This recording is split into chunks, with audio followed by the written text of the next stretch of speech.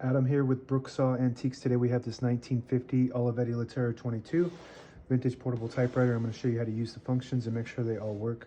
Made in Italy, one of the best typewriters ever produced. It's absolutely amazing machine. Won an award for the best technology of the last 100 years in 1959. I consider it the Maserati of typewriters. The paper support arms flip up from the sides like this, and these are your margins. Back here you just push them down and you can move them. I'm going to set this one on 0 and this one around 70. That's about the length of a page. This is the paper bale that sits on top. It's got 2 adjustable rollers and a scale.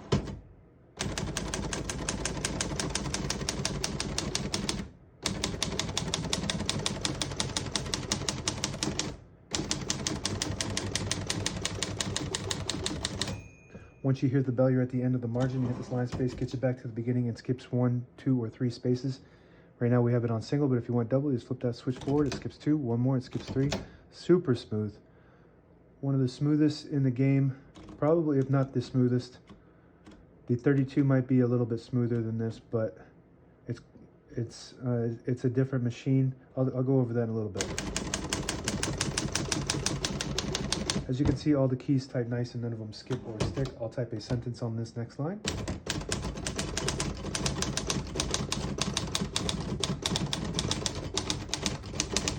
Just absolutely beautiful. It's euphoric typing on this thing. In that second line, I didn't skip enough because these are half spaces, so I just skipped a half a space instead of a full space on that. Not a problem with the machine or anything. So the difference between this and the 32 is this is less touchy. So it's it's more forgiving than the 32. It's got a bigger space bar, so you can hit that space bar easier, and it's heavier. So like I said, it's not as touchy.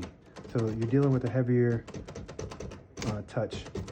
Even though it's on, I'll go over that in a little bit. There's a touch control on this side. To pull the page out easy, there's a switch on this right side here. You flip it forward and it unlocks the rollers underneath the platen, allowing you to pull the page out easier, load thicker paper like carbon copy or cardstock. Make sure you flip that back before you load the next page or else it won't load correctly. Just absolutely amazing how they could just make a typewriter this high-tech in this small of a body. Like the Hermes 3000 is a much bigger typewriter, but it's amazing too, but this is so small and so awesome. We're going to take this top off so I can show you that touch control. This just pops off like that. Be careful with this. It's made out of cast iron, so that can break actually, almost like glass. Touch control is right in here. 1 to 4, the higher you go, the more tension there is when you hit the keys. But they do respond faster, but you got to hit them a little harder when you're on the high mark. And this is how you switch to the ribbon direction back here on either side.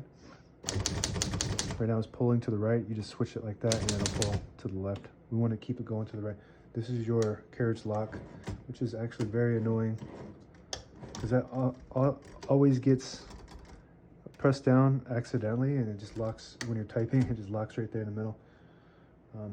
So let's put this back on and get back on the keyboard. This just kind of like goes on in the inside there. See how I'm already like accidentally locking that? You gotta keep unlocking it. Shift on each side, shift lock on the left. To clear that, just hit the shift button again. This is your tab set. Right now we have tabs set in 10 space intervals, and to clear the tab, you press up. So it's opposite of the 32. So if you have a 32, it's the opposite when it comes to the tab. So now they're all clear, but I always like to keep at least one set somewhere in the middle. So we're going to set one by pushing it down right there, so it stops at that spot. If you accidentally hit the tab button, the tab button's right here. This red button is the tab button. Backspace is above that. Very smooth. This is your color selector switch. Right now we have a solid black ribbon and it's on the top blue dot.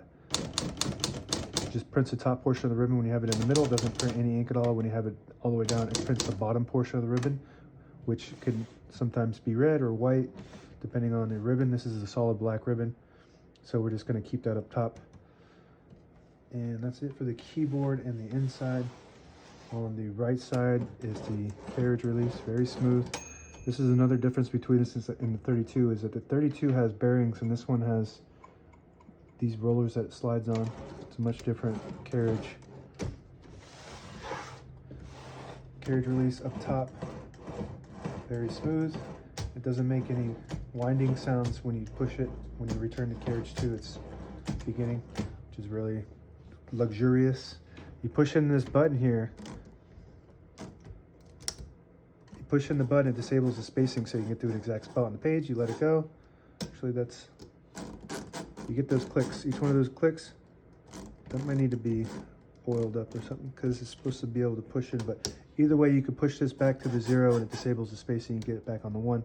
You get those clicks. Each one of those clicks is a half a space, maybe even a quarter space. I'm not sure with this one. And that's it. Now available on eBay or Etsy. Search Brooksaw Antiques.